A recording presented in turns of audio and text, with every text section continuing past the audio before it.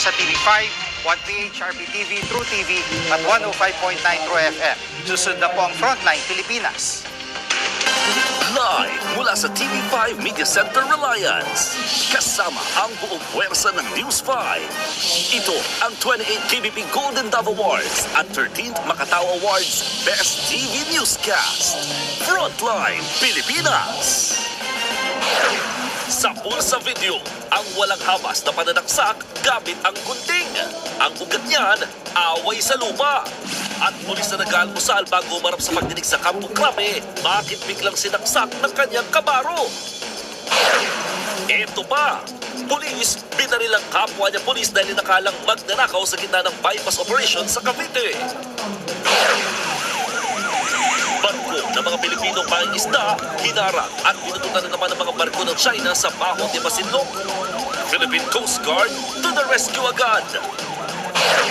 Dating DPWH District Engineer na si Henry Alcantara, hindi rin totoong babaliktad sa kanyang mga naunang testimonya. Sa gitna niyan, lisensya niya bilang engineer, binawi.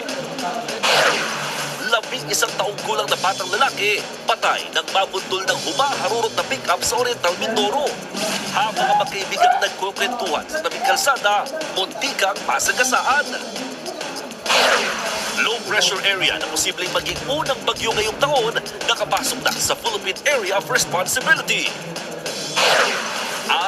Eto na nga, Manila's finest actor Piolo Pascual, finlex ang kanyang super fit body kahit malapit ang maging 50-hin. Nakahanda na rin siya sa seryeng The Kingdom Magkabilang Mundo.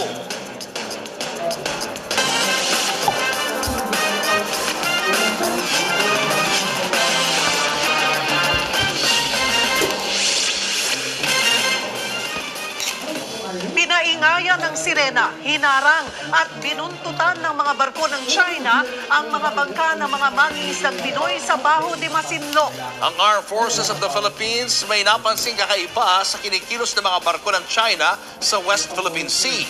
Kung ano yan, alamin sa Frontline Report ni Ian Suyu. Dinig na dinig ang sirena